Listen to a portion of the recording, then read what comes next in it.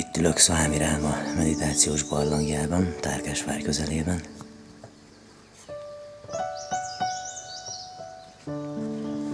És a Swamiji ezt látta, amikor itt meditált, ezért jöttem ide.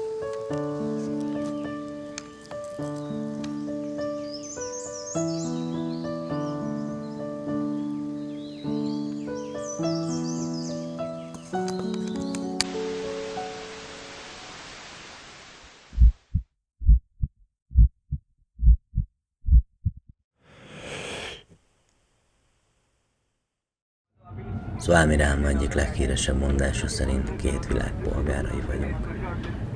A lelkem egyik fele ott maradt Indiában. A másikat hazahoztam, mert nem véletlenül születtem ide. Itt van dolgom. A mesterem viszont nem erre gondolt. Két világ polgárai vagyunk, egy külső és egy belső világ lakói. Amikor a meditáció már nem csak leülés, hanem a mindennapi életed szerves része, akkor is, ha éppen jársz-kelsz a nyüzsgő világban. Amikor már őrzöd a csöndet, akkor is, ha éppen beszélsz. Amikor már annyira közel érzed magad az igazi önmagadhoz, hogy ebből a középpontból nem mozdít ki semmi, akkor már mindegy, hogy Indiában vagy éppen Magyarországon. Hogy a barátoddal vagy csak lélekben van veled, hogy a mestered mellett ülsz, vagy csak veled van belül. Swami Veda mondta egyszer, hogyha semmi más nem gyakoroltok, legalább tartsátok ellazítva a homlokotokat, és meditáció gyanánt naponta többször figyeljétek meg, és tudatosítsátok néhány percre a légzéseteket. Hiszen bármi, amit az elméddel újra meg újra megteszel, az az elme szokásává válik. Az elme pedig így módon újra felfedezi majd az eredeti, fénnyel teli, nyugodt, csendes és tiszta természetét.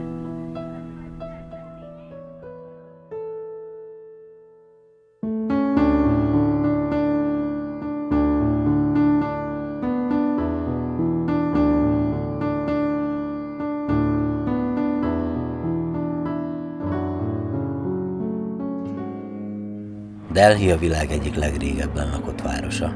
Mumbai után India második, illetve a világ negyedik legnépesebb metropolisza, mára közel 18 millió lakosával. A közel 1500 négyzetkilométeres metropolis 9 közigazgatási kerületének egyike Új Delhi, az ország fővárosa, az angol uralom alól történt 1947-es felszabadulás óta. Ma számos központi kormányzati intézménynek és a parlamentnek is helyet adva, India egyik legfontosabb politikai, kereskedelmi és kulturális központja. A felszabadulás óta eltelt évtizedek rohamos fejlődése a hatalmas ország minden részéről vonzani kezdte az embereket. Ennek köszönhetően Delhi igazi multikulturális várossá fejlődött. Hasonlóan más metropoliszokhoz, itt is komoly gondot okoz a smog, a zsúfoltság és a minden sarkon felbukkanó szegénység. Ahogy Vikram mondja, Delhi is a big market.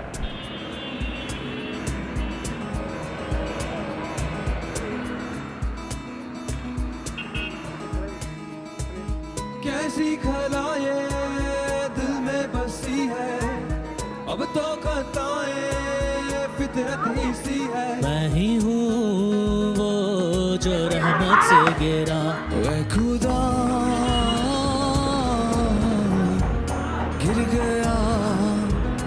गिर गया मैं जो तुझसे दूर हुआ लुट गया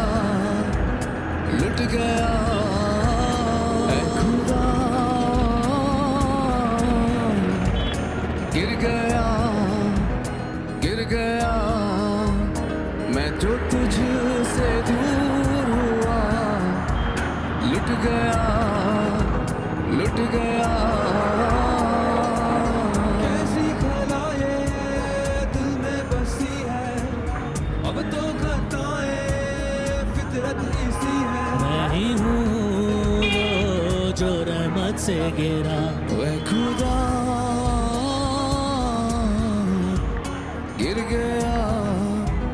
गिर गया मैं जो तुझसे दूर हुआ लुट गया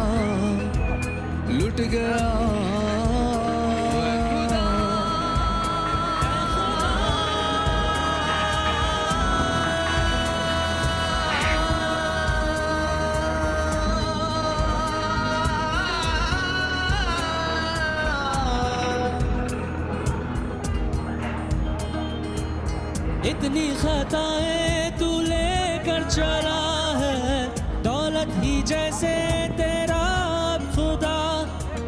हर पल बिताए तू जैसे हवा है, गुनाह के साए में चलता रहा। समंदर सा बहकर तू चलता ही गया, तेरी मर्जी पूरी की तूने हर दफा। तू भी तेरा मुजरिम बंदे ऐ खुदा गिर गया मैं जो तुझसे दूर हुआ, लुट गया लुट गया।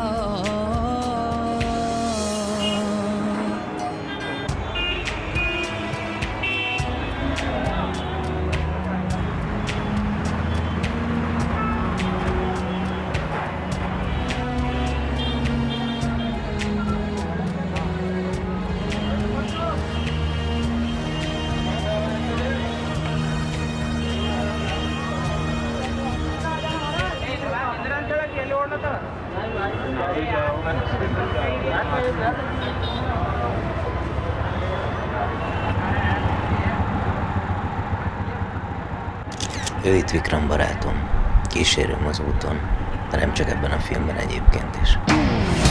क्यों जुड़ता इस जहां से तू, एक दिन ये गुजर ही जाएगा। कितना भी समेट ले यहाँ, मुट्ठी से फिसल ही जाएगा।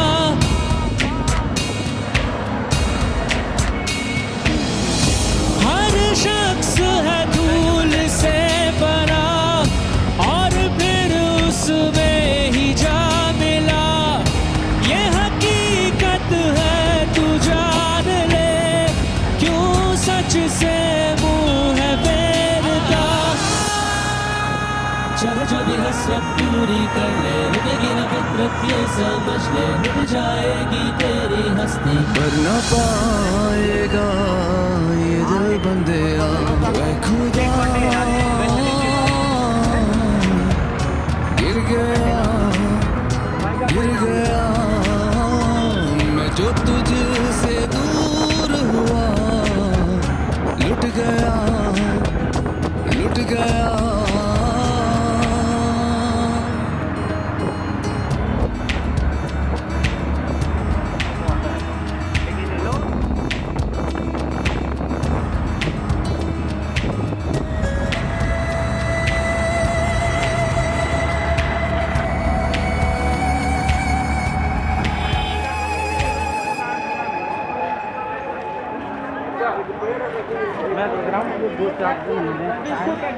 हाँ मैडम जी, 150-150. Mielőtt elindultam, volt egy álmom.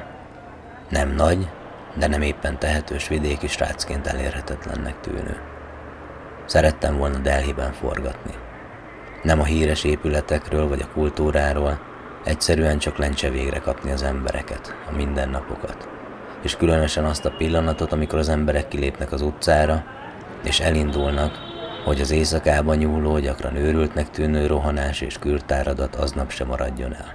Ahogy megérkezik a hajnal, és felébred ez az ősi, de már a nagyon modern és szorgalmas méhekkel tele kaptár, a maga sajátosan békés zsivajával.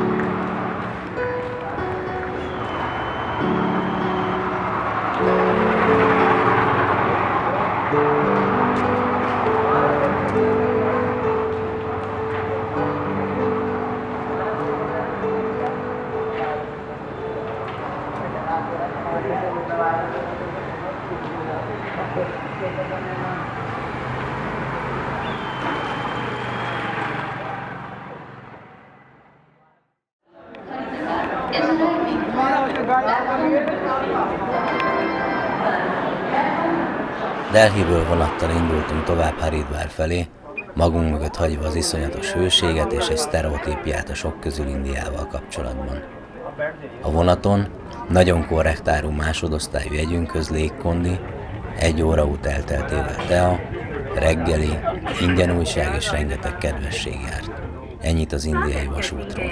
A további menü még 4 óra vonatút, Haridwarból Dehradun felé busz, majd végül Jolliba riksa volt.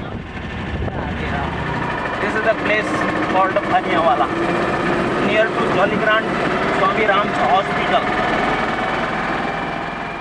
Este a tűz mellett megmelegedett a lelkünk, aztán hajnalban motorral indultam tovább, Vikram öreg motorjával, hogy elérjem a magyar csoport buszát Tarkesvár felé. Szóval motorral, én Indiában, hogy aztán tovább menjek a Himalájába. Még ha nem is én vezettem, megbeszéltük, hogy majd legközelebb, mégis hihetetlen érzés volt. És hogy fokozzam, közben még filmeztem is. Néha alig tudtam eldönteni, hogy ez a valóság, vagy egy film csupán, aminek én is az egyik szereplője vagyok. Pedig egyszerű. Úgy éltem, mint a filmekben.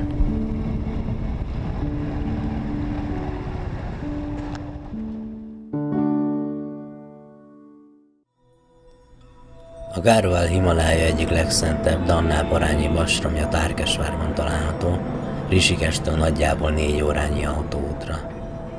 A történet szerint Swami Maheshwari Das meditált itt 27 évet, és ő is alapította, később több ismert keleti tanító is elszarándokolt ide. Van valami nagyon különleges és megrendítő hangulata a helynek, olyan, mintha valaki láthatatlanul folyton jelen lenne. Szinte minden asramnak és hegyi falunak van egy kapuja, amin középen egy kis harang lóg, kézzel elérhető távolságra, de még bőven az ember feje fölött. Ha valaki közeledik, megkondítja a harangot, amiből tudják az ott lakók, hogy vendég jön, vagy valaki visszatért közéjük. Ahogy Tolliból sétáltam vissza Tarkesvárba a gyalogöstvényen, az ashram felé közeledve éppen elhagytam a szemközti barlanghasadékot, ahol Swami Rama is meditált, s haladtam át a kapun, amikor a fejem fölött a harang egyszer csak megkondult. Mivel már korábban is jártam Indiában, és történtek megmagyarázhatatlan dolgok, nem rökönyödtem meg, csak elmosolyodtam, és átjárt a gondolat, hogy talán Gurum üdvözölt így. De vajon biztos, hogy ő volt? Az Élet a Himalája mestereivel című könyv alapjául szolgáló egyik kéziratban erre a helyre, illetve a kis templomra Swami Rama így emlékszik vissza. Sok nyugodt és csendes helyet ismerek a Himalája mélyén, ahol az ember zavartalanul élhet és meditálhat. Ha fáradtnak érzem magam, első gondolatom, hogy feltöltődés végett a Himalájába megyek egy rövid időre. Az ilyen visszavonulásokra kiszemelt egyik kedvenc helyem a Garhwali kerületben található, úgy 20 kilométerre Lansdowntól, 1900 méteres magasságban, ahol a nagy fenyőfák között egy kis síva templom áll. Azon a vidéken senki sem eszik a termésből anélkül, hogy a templom istenségének ajánlaná. A helyi néphagyomány szerint, ha valaki véletlenül mégis elfeledkezne róla, háza rázkódni kezd, és a benne lakó emberek mulatságosan kezdenek el viselkedni. Amikor 14 éves koromban először hallottam erről, feltámadt bennem a vágy, hogy eljussak ebbe a templomba. Este 7 óra körül járt, és sötét volt már, amikor a templom közelében jártam, és utam egy sziklafal peremén vezetett. Nem volt mivel világítanom, és akkoriban nagyon csúszós fatalpú szandált hordtam. Megcsúsztam, és már csak nem lezuhantam az igen meredek szirtről, amikor hirtelen egy magas, fehérbe öltözött öregember kapott a karjába, és emelt vissza a gyalogösvényre. A hely érezhetően erős szellemi vibrációkkal rendelkezett. Megtudtam, hogy egy nagy szitha élt itt 600 évvel ezelőtt. Tanította a környékbelieket, tanácsokat adott nekik, de csendes, visszavonult életet élt. Halála után egykori lakóhelyén egy 2 négyzetméteres templomot építettek az emberek. A templomban egy sivalinga, azaz egy szimbólumként használt ovális alakú kő állt. A környékbeli falvak lakói 3 havonta egyszer, minden új évszak előtt még ma is ellátogatnak a templomba, hogy ne hagyják feledésbe merülni a nagy ember emlékét. Egyesek szerint ő mentett meg attól, hogy lezuhanjak a sziklafalról. Néhány évre rá, hogy először látogattam el a templomba, néhány brahmana úgy döntött, hogy egy nagyobb, szilárdabb és még fenségesebb templomot épít a kicsi, régi templom helyére, ami akkor már elég rossz állapotban volt. Amikor a munkások elkezdték kiásni az alapokat, hogy lebonthassák a régi templomot, azt találták, hogy a föld kisméretű, különböző színű kígyóktól hemzseg, így hát a földdel együtt a kígyókat is elkezdték kilapátolni, de minél mélyebbre ástak, annál több kígyó jelent meg. 6 napja ástak már, és a föld még mindig tele volt kígyókkal. Körbeásták a sivalingát is, hogy kimozdítsák a helyéből, de rá kellett jönniük, hogy mélyen a földbe ásták. 2,5 méterre leástak már, de nem tudták megmozdítani. A munkálatok 8. éjszakáján a mérnöknek, a megmentőn, a fehér szakállú, hosszú köntöst viselő öreg jógi jelent meg álmában.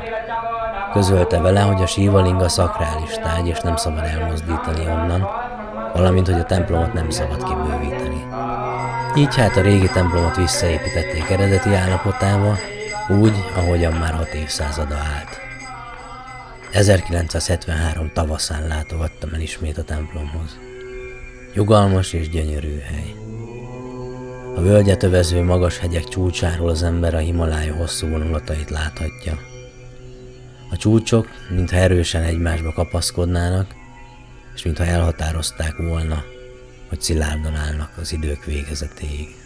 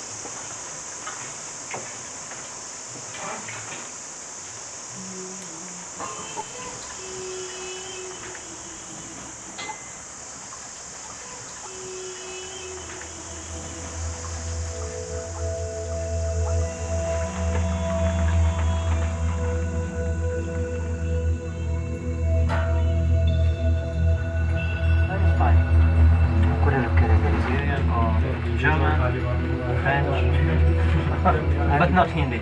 8 बजे बोल दो Hindi ये is- यो पड़े Okay. पूजा दी पूजा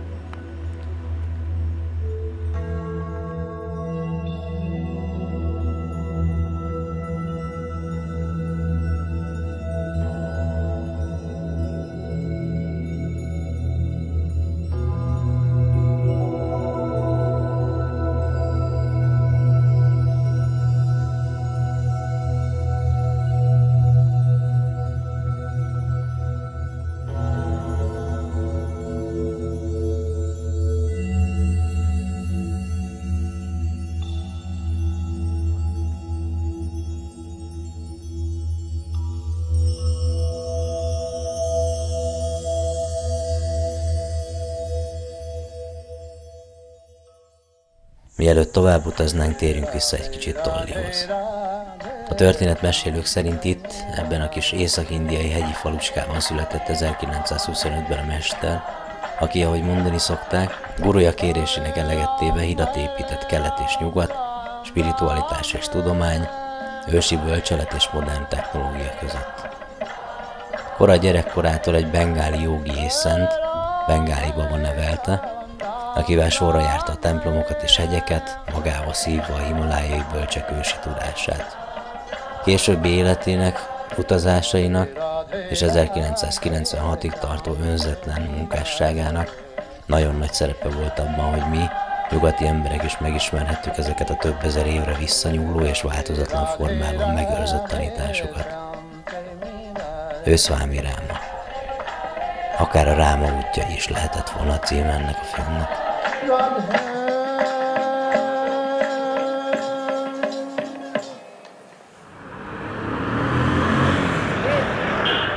Irány újra Jolly, majd Rishikesi főhadiszállás.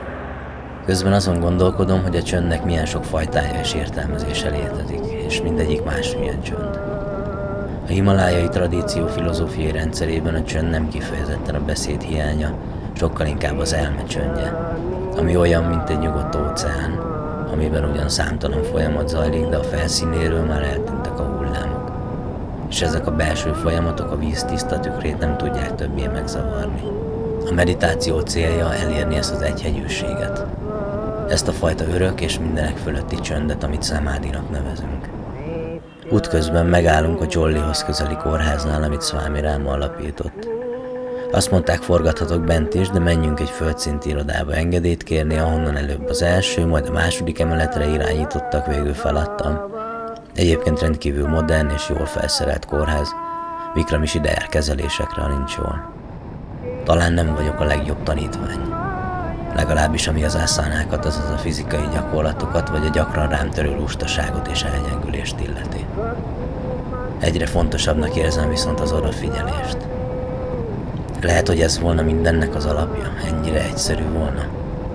Adni, és közben odafigyelni arra, hogy ne ártsak. Elsősorban másoknak ne, de próbálok ma már magamra is jobban odafigyelni. És most nem arra gondolok, hogy nem ölök meg egy másik lényt, mert nem ölök.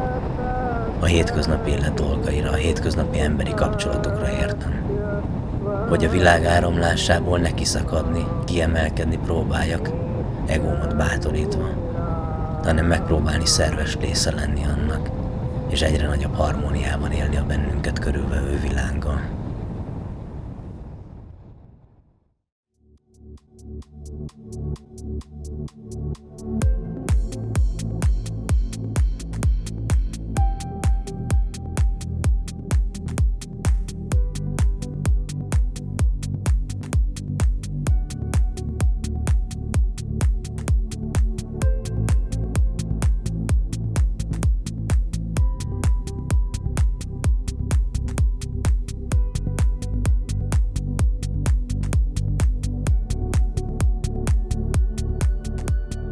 Rishikesh a jóga fővárosa.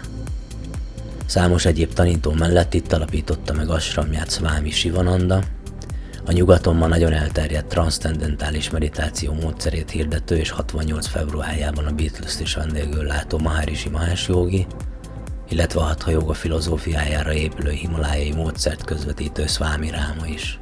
Utóbbi, a Sadhana Mandir Ashram, a hegyeket éppen elhagyó Ganges partján található, ott létünkkor az alapító mester születésnapját ünneplő tanítványokat látta épp vendégül.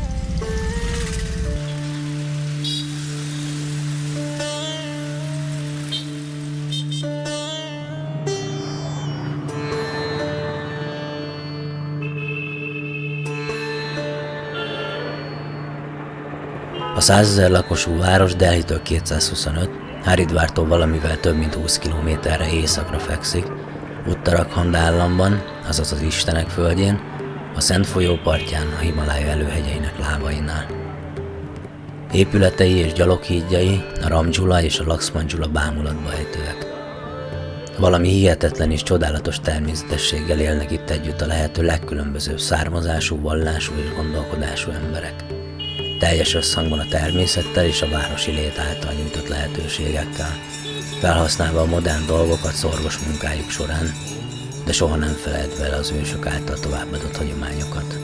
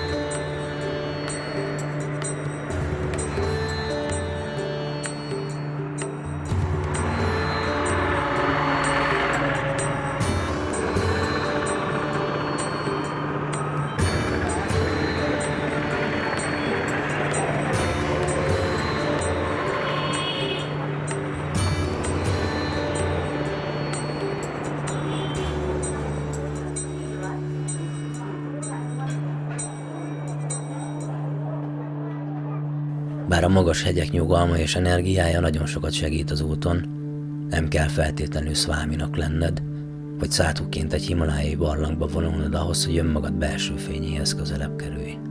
Sőt, korábbi életeid szamszkárái, lenyomatai alapján erre az életedre kapott, vagy inkább választott feladatokat a karma körforgás alapján teljesítened kell. Hiszen az ok végül mindig okozattal jár. Nem futhatsz el az önmagad által előidézett következmények elől. Én ebben hiszek. Bizonyos szempontból könnyebb, más szempontból viszont nehezebb, ha vállalod azokat a körülményeket, amelyekbe beleszülettél. Ha a rohanásban próbálod meg elérni a kimozdíthatatlanságot. Teher alatt nő a pálma, ahogy a mondás tartja. Ezek a terhek pedig segítenek fejlődni. Ezt összegezve mondja az gurum, hogy ott kell megvilágosodnod, ahol élsz.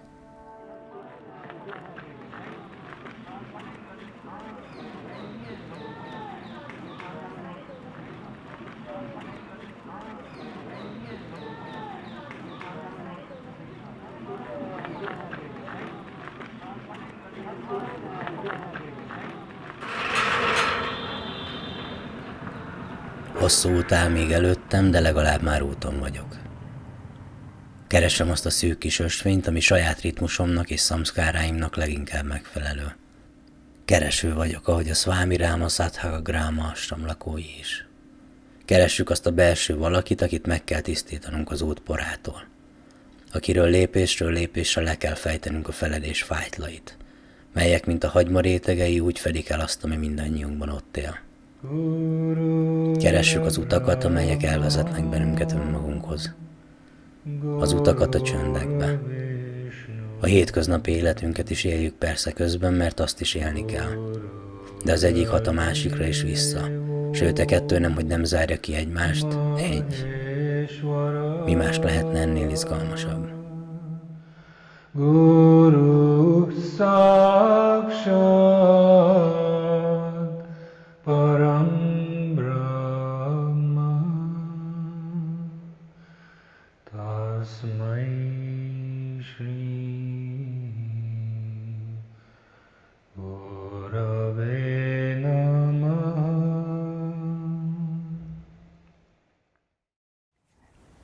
Namaste.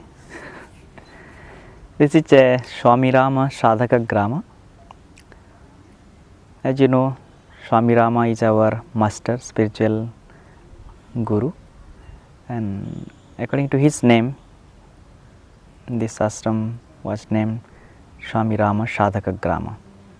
Sadhaka means spiritual seeker, spiritual practitioner, and Grama means village. So this is the village of spiritual seeker, spiritual practitioner. This Swami Rama Sadhaka Gram is established by Swami Vedabharati. He is a direct disciple of Swami Rama. This ashram was established in 2002, and this ashram is established in 10 acres land, and we have many programs we organized, and we have a special big meditation hall. This meditation hall is the heart of our ashram. So every day we practice meditation 2 times, in morning 8:30 to 9:30 and evening 5:45 to 6:45. And other class also we organize there. So it is the center of our ashram, meditation hall. Yes. And we have a bookstore also here, and it contains many books written by Swami Rama and by Swami Vedabharatis, and many audios, CDs are also available there, and there are more than 5,000 hours of audio lecture by Swami Bharati, Swami Vedabharati is available. Nowadays there is special project is going on there, that is about silence, and Swami Vedabharati himself is a subject, and our scientists, they are research about silence, what is the impact of silence to our brain, and what kinds of brain waves we produce in our meditation. They research on that. We have a very nice dining hall also here, and we cook very nice hygienic and it is vegetarians food we prepare there. We have about 40 guest cottages are here. That is all our family cottages. It include 2 bedrooms, 1 kitchen area, 1 sitting rooms also. And we have a big Gurukulam buildings. We organize here a long-term program called Gurukulam program. That is for 3 years, 5 years.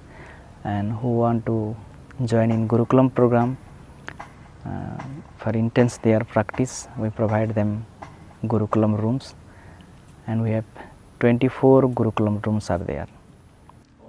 Pierre eredetileg francia, de gurukulamos diák volt. Aztán itt ragadt Indiában. Itt is él már egy ideje a feleségével együtt.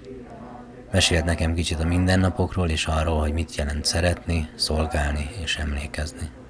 Sadhaka can learn about meditation, about the teachings of the Himalayan tradition as it was interpreted by Swami Rama of the Himalayas.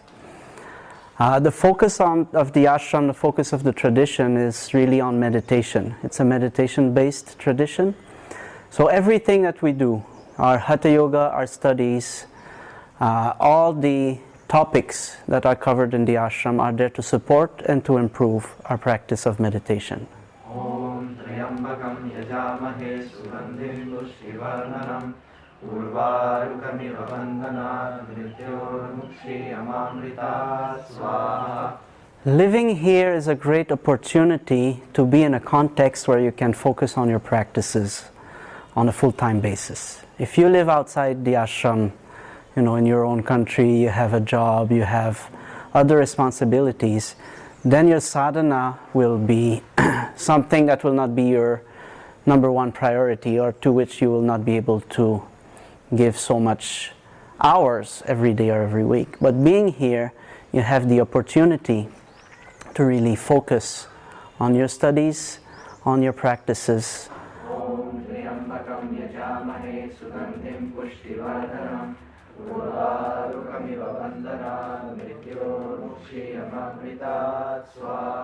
Well, sadhana from the outside mostly is seen as just sitting in meditation and closing your eyes all the time, which is part of it, but actually that's the easy part.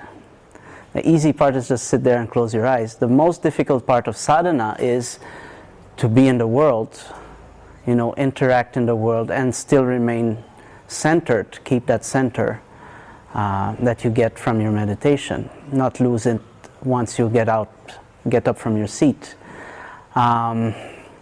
We often think of sadhana as tapasya, austerities. It has to be difficult, it has to be serious. Well, actually, it's very interesting that the Yoga Sutras of Patanjali describes tapasya as chitta prasadanam. Pleasantness of mind is tapasya. So being able to have a happy mind, do all your duties in the world, do everything you have to do, stay happy, stay centered. That is a real sadhana. That is the real life of a sadhaka.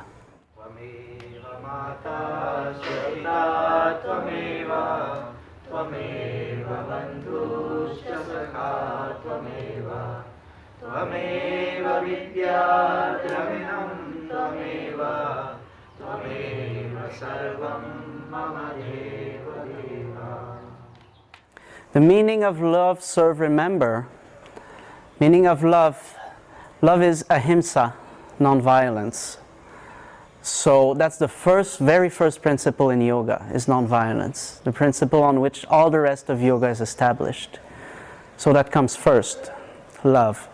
Serve, seva. Seva is an important part of sadhana. Your sadhana doesn't mean anything. It doesn't mean anything to sit there with your eyes closed if somebody needs you, or if you can be of help to somebody.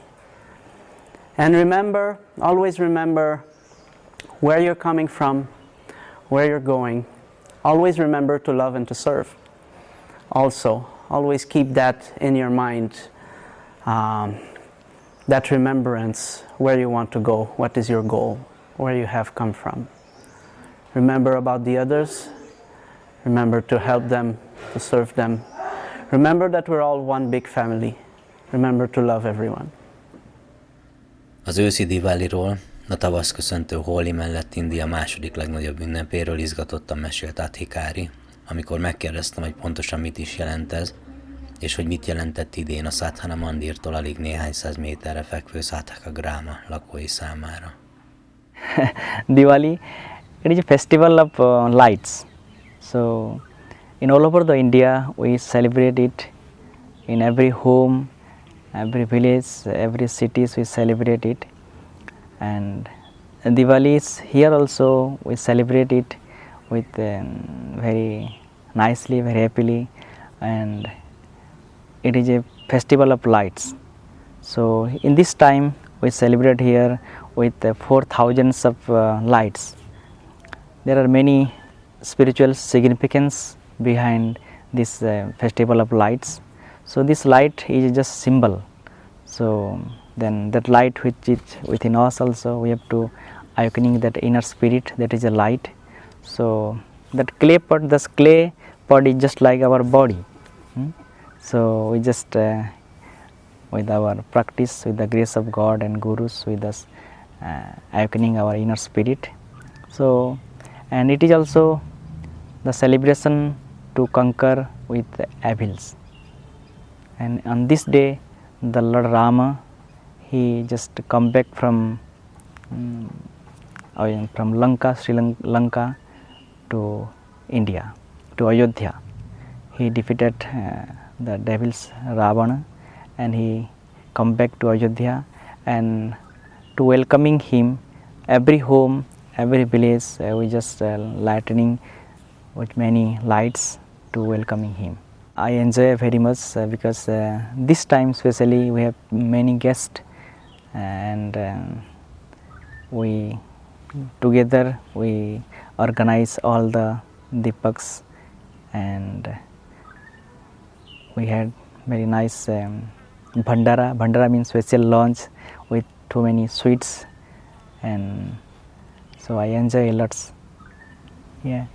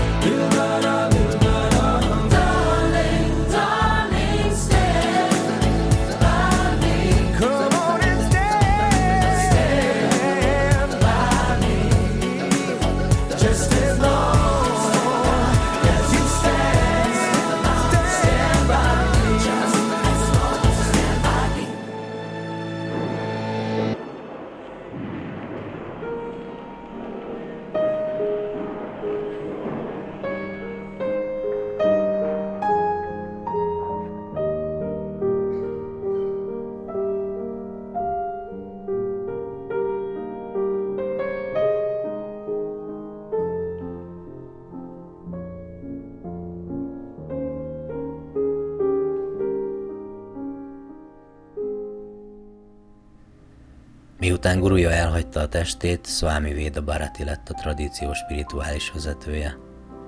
Professzor, tudós, filozófus és tanító, a több mint 1,2 milliárd lakosú India 30 legfontosabb szellemi vezetőjének egyikeként tartják számon. Noha 5 éves csöndbe vonult, és teste alig él már, a szíve annál inkább. Hatalmas, és nem tudok rá találóbbat mondani, igazi és tiszta gyermeki szeretettel ünnepelte velünk a Diwalit.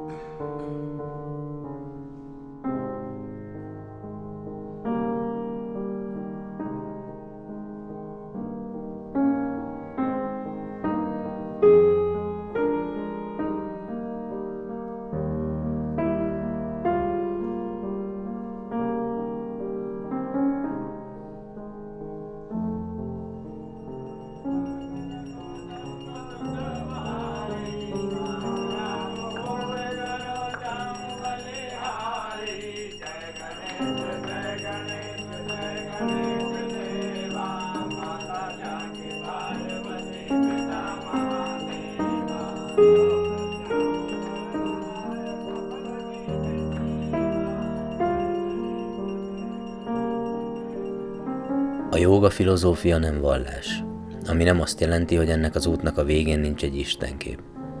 Ennek az Istennek azonban része az igazi, minden sallangtól mentes éned, az önvalód, akár a cseppje a tengernek. Ez az Advaita, azaz a nem kettősség egyik legfontosabb tanítása. Mára megtanultam azonban, hogy az igazán nagy dolgokért igazán sokat is kell tenni. A kegyelem csak akkor érkezik, és a keresett kincset az út végén csak akkor pillanthatod meg. Úgy érzem, ma már értem Swami Veda szavait, amikor azt mondja, hogy ha odaérve a meditációs teremhez látsz egy anyát gyermekkel a karján, bizonytalanul azt illetően, hogy vajon bemenjen-e a terembe meditálni, és elmégy mellette, hogy szent meditációdat végezd, akkor, hogy szó szerint idézzem, nem vagy valami nagy meditáló. Ugyanakkor, ha odamégy hozzá, még akkor is, ha idegen, és felajánlod, hogy vigyázol a gyermekére, ami által ő csatlakozhat a csoporthoz a meditációban, akkor valóban meditáló vagy. Szeress, szolgálj, emlékezz. Minden benned van, csak ki kell csomagolnod, és hagynod, hogy a csöndben felemelkedjen az óceán mélyéről.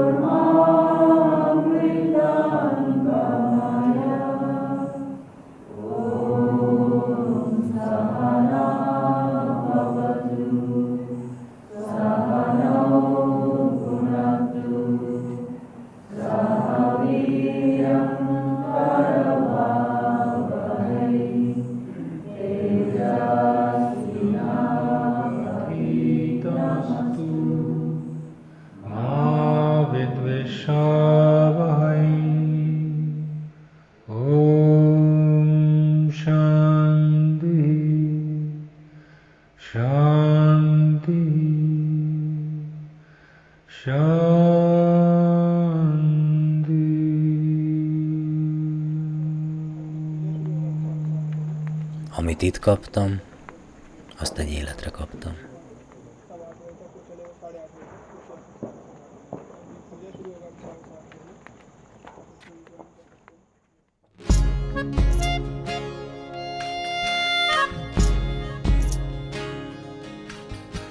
Swami Rama útjait bejárva, megérkeztem tehát oda, ahol a különleges mester jelenléte ma a legerősebben érezhető. Ahol tanításai, ez a több ezer éves tudás még mindig változatlan formában érhető el. Ahogy itt tartják, mindegy, hogy milyen kutatásról. Hogy keresztény vagy buddhista, hindu vagy muszlim, csak a sok keresgélés után végre az egyiket tényleg ásd elég mélyre. Mesterem útjai után most rálépek a sajátomra. Vár Vikram és himalájai szülőfaluja Patola. Hogy végre megint együtt rójuk a hegyeket és megmutassa, hol kezdődött az élete, aminek barátjaként most már én is a része vagyok. Delhiben megmutatta India egyik, most pedig a másik fontos arcát. Az a fajta tiszta és teljes csönd, ami itt fogadott, úgy érzem, az én igazi csöndem. Olyan, mintha mesterem útjaiból erőt merítve egy különös, új otthont találtam volna. Vagy inkább, mintha egyszer régen már éltem volna itt. Ezzel az zárófejezettel pedig Vikram méltó keretet adott a filmemnek. Barátom egész jó rendező lennél.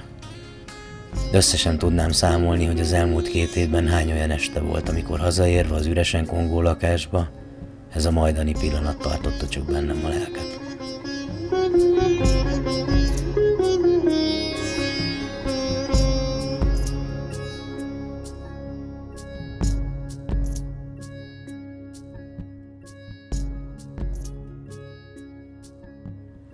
Patola Rishikestől nagyjából 5 órányira fekszik. 1400 méter magasan gyönyörű hegyek által határolva. Egy apró, alig több mint 200 lakosú falucska, ahol a természet még ma is szerves része az itt lakók mindennapjainak. Ahol a tiszteletnek semmi köze a pénzhez és a hatalomhoz. És ez, ha a 3 millió istenük is úgy akarja, jó ideig így is fog még maradni. Első útunk a falu vezetőjéhez, PD-hez vezet, aki egyébként Vikram gyermekkori barátja. Rendkívül tájékozott vezető. Rendszeresen olvas újságot, hiszen mindig van valaki, aki bemegy a városba. Sőt, műholdas tévécsatornákat is néz. Így képben van a világ dolgaival kapcsolatban. Nagyon örül, hogy India fejlődik. Hogy az új miniszterelnök Narendra Modi májusi megválasztása óta csökken a korrupció, és kampányának részeként, ha lassan is, de megvalósulni látszik a My Clean India. Szereti a falu lakossága. Idén már másodszor választották vezetőjüknek 5 évre. Noha rendkívül szerény körülmények között élnek az itteni emberek, PD keze alatt lett elektromos áram, sőt vezetékes víz is a faluban több helyen. Ez igencsak megkönnyíti a mindennapokat. A faluban saját iskola is működik, ahol az állam külön szakácsot is alkalmaz azért, hogy a döntően helyi alapanyagokból a gyerekek minden nap friss ételt kaphassanak. Hiszen a gyermekben van a jövő. Here is the basic school of Pathola, where I studied in my childhood from my playgroup up to class 3. And after class 3, I went on the neighboring village behind this mountain there. Vikram antropológiát, turizmust és hotelmenedzsmentet tanult. Számos sorstársához hasonlóan neki is döntenie kellett, hogy marad a nyugalomban, vagy megpróbálja a városban biztosítani a megélhetést feleségének és gyermekeinek. Amikor tud, persze hazalátogat. 2 éve a Himalájában találkoztunk először. Karmikus találkozás volt, megmagyarázhatatlan közös múlttal, ami a nyugati gondolkodásmód nyelvén nem is igen lenne körülírható. Szempillantásnyi idő alatt köttetett barátságunkat nem kezdte ki az eltelt idő és az óriási távolság.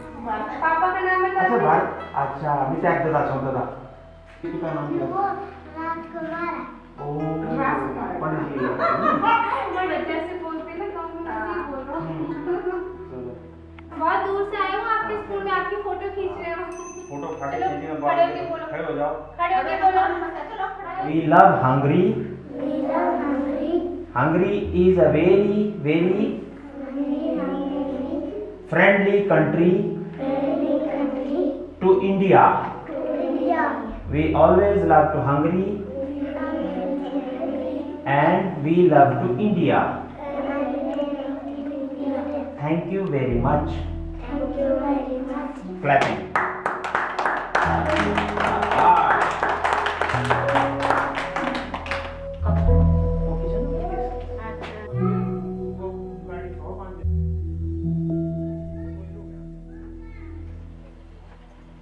A régi ház az utóbbi években a szülők halála óta üresen áll. Nővére Bisszú tölt csak itt néha hosszabb, rövidebb időt, illetve Vikram egy-egy hétvégét a családjával. Ebben az évben már 2-szer is el tudtak jönni. We are in Pathola at my house where I spent my childhood completely. Even till before few years my father and my mother, they were also staying here, but now my father and mother, they are no more.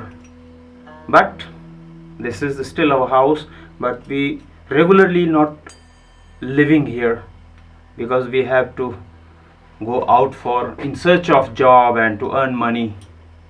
Otherwise it is very difficult to survive in the villages. There are no good infrastructure like education, hospital, good market to fulfill our needs. Therefore most of the people, they are working in outside of Pathola and their families, they are living here. So most of the people, they work out in Delhi or some other in Rishikesh or in Dehradun, in big cities, and they visit their village often, like after 3 months, 6 months, and even in 1 year they send the money to their families, and then they run they fulfill their requirement after sending the money. Although we have some agricultural land here, but it is not too much to run the whole life or to run the whole year, to complete our needs for the whole year. We need to, there is electricity here now, and we are happy to see the electricity. This is the third portion of the house. There must be, I don't know whether it is, yeah, this is, but it is not clean, in bad condition, because we are here after a long time. I mean, I visited twice in this year, but no one was living. I only stood up here for 1 night and 2 nights, but it took time. It took time. Az itt létünk alapos takarítással kezdődik, amit a tisztaságvágyon túl inkább egyfajta szertartásnak érzek. Ami nem nekem szól, sokkal inkább a szülőknek, a szülők emlékének. Szomorúan meséltem, mennyire fáj neki, hogy lassan teljesen elpusztul a ház és minden tönkre megy. When my father used to live here, he was, he keep well maintained all the things here when he was living here. But now no one is living, therefore all the things are in bad condition. But I do my efforts to come often here, to clean the house and to stay for some days here. But I think it's impossible to visit, every month or like that, because we are not able to manage this. So we won't leave the house empty or in bad condition. We prefer to keep and to protect the memories of my father and my mother, because we love them very much and they love us very much. Whatever we got in our lives, that is the blessing from my parents. We always miss them.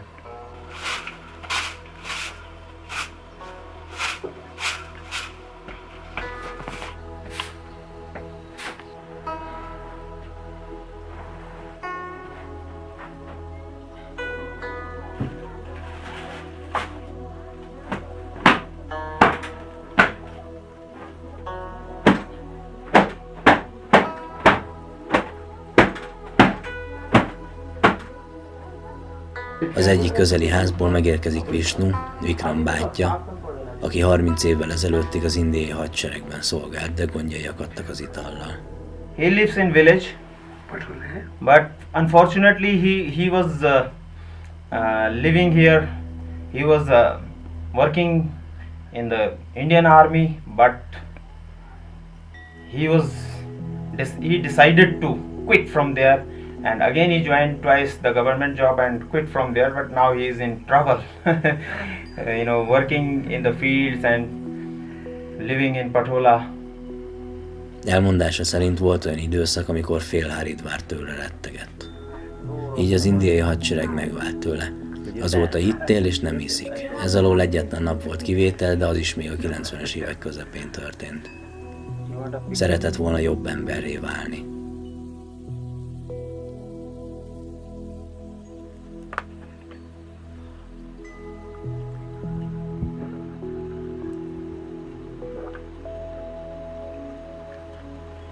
After the pills, I will take the syrup, which is good for the diluting the kidney to take out.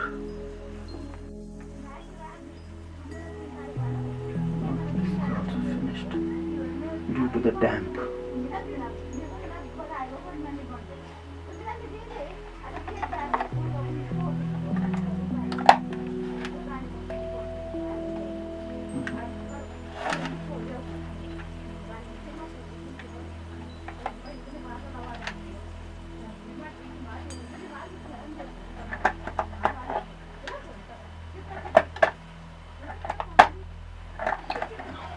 This is also finished.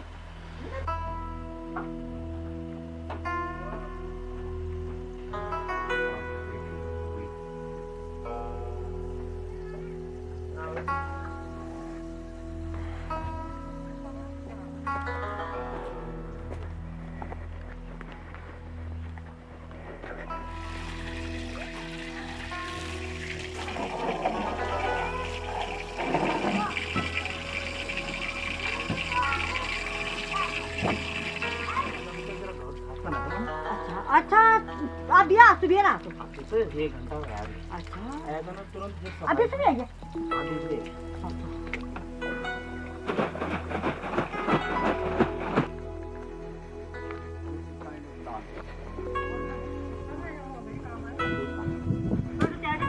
ना ना ये तो घर की सफाई कर अभी घर की सफाई करने के बाद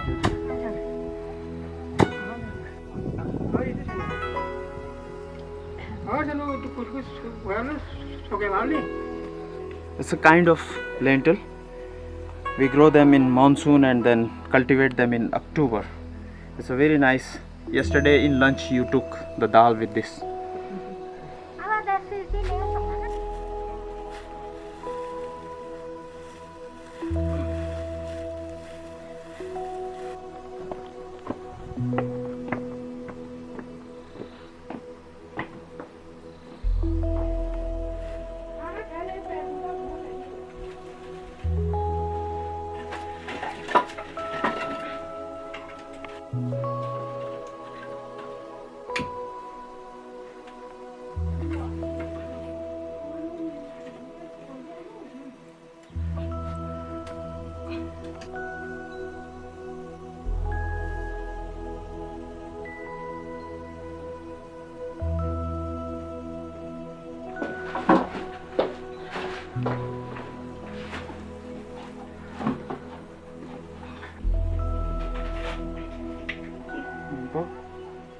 Visnu felesége, mint a hindu mitológiában Lakshmi, meglátta, hogy nézegetek egy furcsa növényt a kertben. Gyomnövénynek tűnt, de kiderült, hogy nem az, és olyan finom ételt főzött belőle, amilyet sehol nem ettem eddig Indiában. This is the traditional Indian style of eating. If we eat with our clean hand, it's good and even better than the eating with the spoon and fork and knife. Because with the spoon, fork and knife, you can't have the real taste of the food or the meal which you have prepared. But we say human means that the follower of humanity, who is having a kind heart, emotions, feelings for others, and very calm, peace, friendly nature. I believe in humanity, that is, I love that. Sétálunk egyet, közben Vikram nyelve végre megered, aminek persze nagyon örülök. My elder brother who lives here in Pathola, he do some farming but not too much.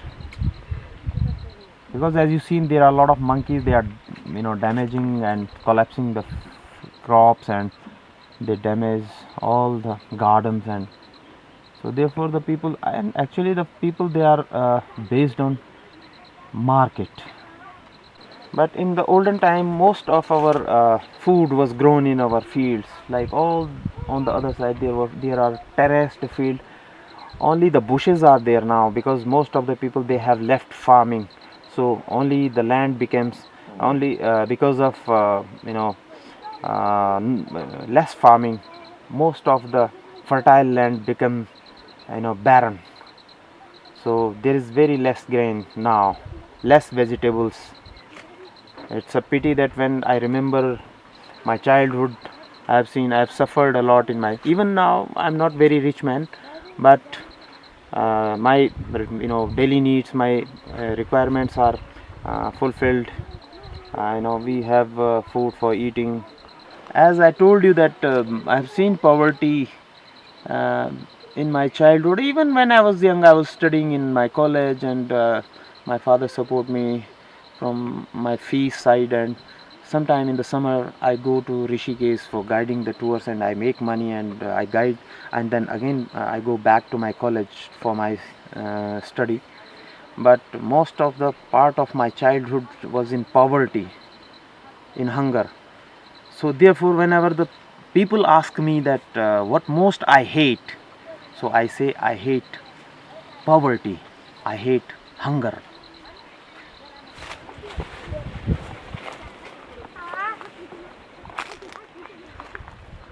All on the other side there are fields, you see those are now barren. There is nothing, no one is growing there.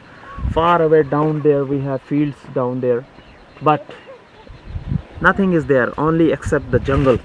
Nowadays this farming concept in our Uttarakhand and village area, it is totally forgotten by the people. Most of the people in being as they feel pride when they think that they are modern, but I don't believe in this, that this is the reality. That is not the reality. I feel that the reality which I felt or which I spent in my childhood, that was the reality. This is not the reality, the modern life which we are living here in India, or like living in cities and towns. I think that the past was beautiful, although it was in lack of money, in lack of food, in lack of things, but the happiness all behind was there, the love was behind there.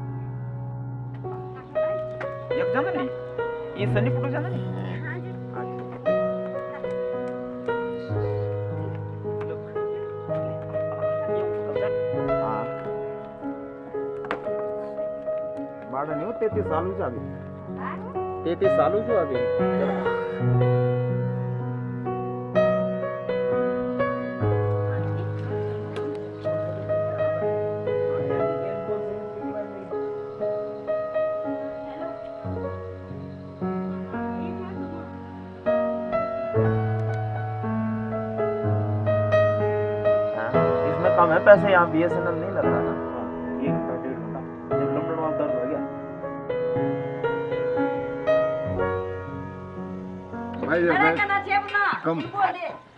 Bár arról volt szó, hogy PD elindul megnézni a kecskét, néhány perccel később többet magával megjelenik az ajtóban, és egy üveg viszkit nyom Vikram kezébe. Ezzel jelezve, hogy mennyire örül az érkezésünknek. Az este további része férfiak közötti igazi, komoly beszélgetéssel folytatódik. Behúzott sötétítővel, hogy az asszonyok és a gyermekek ne láthassák, hogy a férfiak isznak. Legtöbbször csak sejtettem, hogy miről zajlik a társalgás. Amikor bevontak, nagyon meglepődtek, hogy mennyire ugyanúgy látja ez a nagy európai yeti is a világot.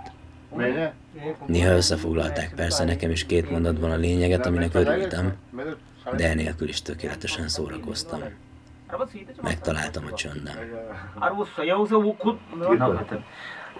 This is a celebration which is welcomed by our village head PD to my friend.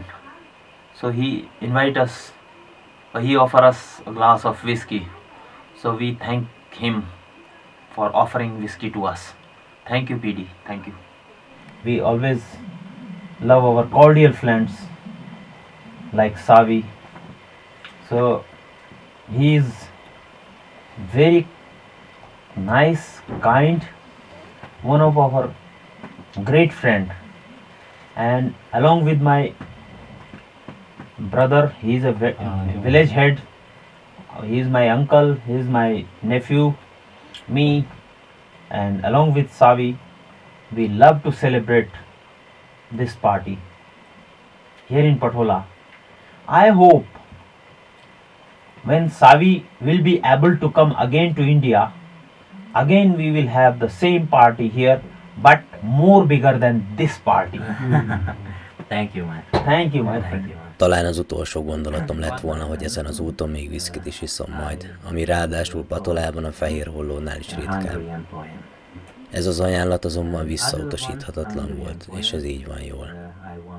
Ezt a megható pillanatot pedig szerettem volna valahogy viszonozni. Poem by László Nagy.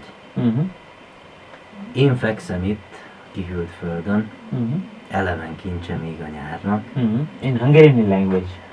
Vétkek s rossz jelek rohamozva, édes húsomra ide járnak. Igazán, s végleg téged várlak. Érdes tülben gyere lassúdan, horzsolj végig, s hagyj itt örökre, izzó kikerics koszorúban. My friends. And then now you can explain some little meaning of. I am very, very lucky to invite you. You are welcome, my friend. You are always welcome. You are our friend. You are our family member. You are our village member. And all behind, you are our brother. We love. I am the luckiest man in the world. Thank you very much. It is our pleasure. Thank you very much. Még mielőtt elaludnánk, Visnu érkezik megint. Noha egykori alkoholizmusára nem büszke, azt azért büszkén meséli, hogy mekkora harcos volt ő egykoron. És most részletesen is kitér a Haridvári szép napokra. Megkérdeztem, hogy vegetáriánus-e. Azt mondta nem, de nem eszik húst, majd elmesélte, hogy néhány nappal az érkezésünk előtt elveszett az egyetlen kecskéje. A falut körülvevő dzsungelben mindenfelé kereste. Szólongatta, de mind hiába. Mivel nagyon sok a leopárd a közelben, szomorúan nyugtázta, hogy kedvenc állata nincs többé. 2 teljes nap telt el, amikor hajnalban a kecske megjelent a ház előtt. Visnu odaszaladt és felkapta az ölébe. A kecske a fejét Visnu vállára hajtotta, akinek az arcán végigfolyt egy könycsepp. Ekkor határozta el, hogy bár nem vegetáriánus, soha többé nem eszik húst. Visnut élmény volt hallgatni. Azokat a történeteit is, amelyekből a beszélt nyelv szintjén semmit sem értettem. Hosszú volt az út, nagyon elfáradtam. Hangtalanul mentem be a belső szobába, és úgy aludtam el, hogy közben Visnu mesélt tovább vége láthatatlanul.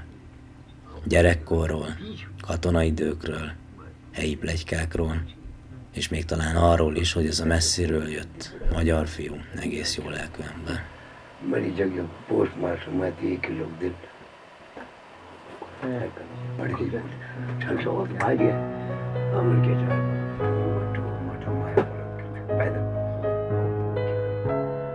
Nos, hát így történt. Egy csütörtöki napon láttam utoljára Vikramot. Együtt ebédeltünk a Laxman Dzsulánál, majd lesétáltunk a Ganges partra, ahol készített magának egy utolsó közös fotót. Majd még egyet. Majd egy tényleg utolsót, végül egy tényleg utolsót. Aztán elkísértem öreg motorjához, és elbúcsúztunk. Persze nem örökre, de ahogy 2 évesen lehettem, úgy most sem lehetek biztosabban, hogy látjuk még valaha egymást megint. Az egész itt lét alatt olyan természetes és magától értetődő volt minden. Mondtam is neki az egyik este, hogy azt hittem, majd teljesen drámai lesz viszont látni egymást. De most sokkal inkább azt érzem, hogy ez a világ legtermészetesebb dolga. És így telt az utolsó nap is. Egészen addig, amíg meg nem fordultam, hogy elinduljak át a hídon. Mert akkor, bevallom férfiasan, csorogni kezdtek a könnyeim. Letöröltem őket persze gyorsan, de Vikram megláthatta, mert visszanézve ugyanezt láttam a szemein. A 2 nagy mamlasz. Kopott fekete, öreg bukós isakjának nyílását kikandikáló tekintetét sohasem fogom elfelejteni. Silence itself is a language. When you talk with the nature, silence, if you go on silence, it means that it is a kind of meditation. Not a sound which is disturbing to us, but it gives us silence. It gives the sound of silence, which you feel very peace and calm inside to yourself, and which is a good, way of healing to yourself. Utak csöndekbe. 3500 mérföld. Asóka csakrája, sáfrányszín, fehér és zöld. Magam lettem magamnak a híd, s amíg tart a szeretetem, átmegyek rajta bármikor. Yes, my bro. No problem.